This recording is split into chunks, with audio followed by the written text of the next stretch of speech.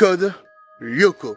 Pour beaucoup, ces deux mots sont une Madeleine de Proust. Série culte à destination de la jeunesse des années 2000, mêlant la 2D et la 3D, parlant d'une histoire de lycéens qui doivent combattre le mal en allant sur un monde virtuel. Mais est-ce que la série est vraiment pour les enfants ? En effet, la série est remplie de mystères. Et aujourd'hui, grâce au Dontipi de Bella Storm, on va se pencher sur plusieurs mystères de la série Code Lyoko. Bienvenue dans 3,5 théories.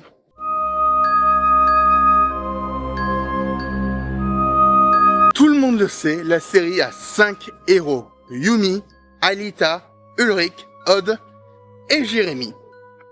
Et là, il y a un petit problème. Parmi ces 5 héros, tous ont des parents. Ceux que l'on voit le plus sont Takeo et Akiko Ishiyama, les parents de Yumi. Ensuite, les parents d'Alita, Franz et Hunter Hopper. Pour ceux qui ne le savent pas, Franz Hopper est le créateur de Lyoko. Nous y reviendrons plus tard.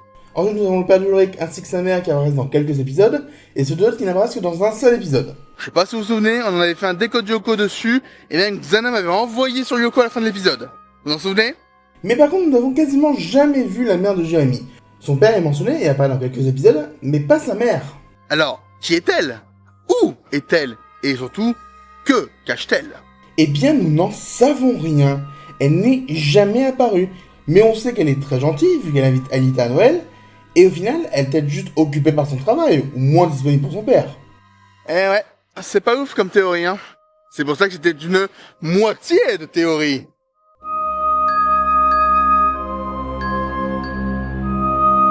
L'attaque de la piscine.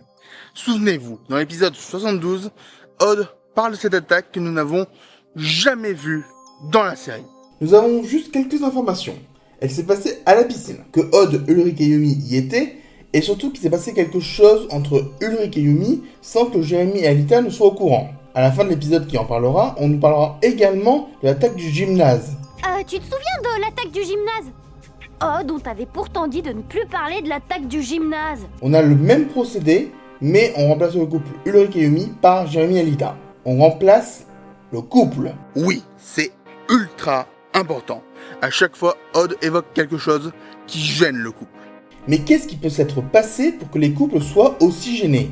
Pour l'attaque de la piscine, j'avais écrit ma propre version dans la vidéo interactive numéro 2. Je vous laisse la voir. Mais l'attaque du gymnase, qu'est-ce qui pourrait bien s'être passé ? Bah, j'ai également ma petite théorie.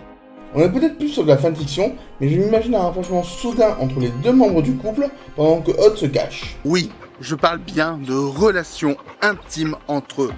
Car après tout, dans l'épisode Leçon de choses, c'est aussi là qu'on évoque pour la première fois le mot de passe un peu tendancieux de Jérémy Alita. Gros caramel mou. J'ai peut-être l'esprit mal tourné, c'est à vous de voir.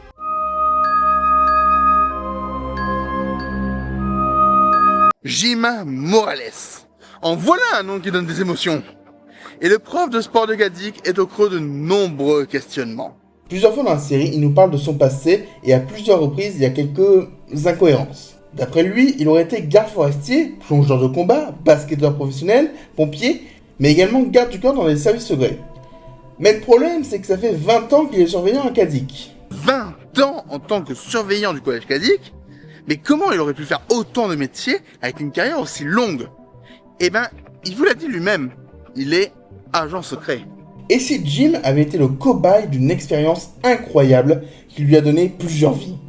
Et s'il existait une dizaine de Jim dont chaque Jim avait les souvenirs et l'expérience des autres ? Et si le Jim de Gadik n'était qu'une des couvertures d'un de ces Jims ? Car même s'il est souvent ridiculisé, il a de vraies capacités. Souvent, quand les enfants ont besoin de lui, il est là, il va les sauver. Et je suis pas sûr que ce soit 20 ans dans l'enseignement qui lui ont appris ça. Et si vous trouvez que les clones de Jim c'est un peu abracadabrantesque, n'oubliez pas que Odd a aussi eu des doubles dans l'épisode Triple Saut grâce à Lyoko. Et si c'est possible avec Lyoko, c'était peut-être l'un des buts du projet au cœur de la série. Le projet Carthage.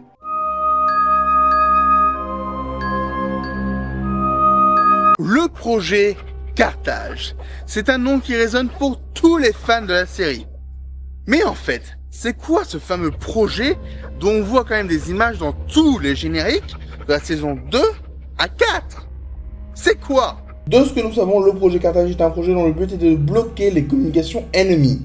Mais nous apprenons cela que dans un seul épisode. Et le projet ne sera plus jamais mentionné par la suite. Alors certes, certains événements auront forcément un lien, comme l'enlèvement d'Alita, sinon on n'en reparlera plus jamais. Mais quel était ce projet? À quoi servait-il? Et pourquoi a-t-il fallu créer Xana pour le contrer? Nous n'en savons rien. Peut-être que ce projet devait détruire totalement les communications et les ennemis en même temps. Peut-être devait-il renforcer des soldats sur le terrain comme Jim. Mais au fond, est-ce que c'est vraiment important? En effet, car la directrice d'écriture Sophie de Croisette nous a révélé qu'elle ne nous parlerait jamais du scénario de Carthage. Car c'est une histoire longue, dense, et surtout qui n'a aucun rapport avec l'intrigue principale de la série, Code Lyoko. C'est donc sur cette info que se clôt nos théories.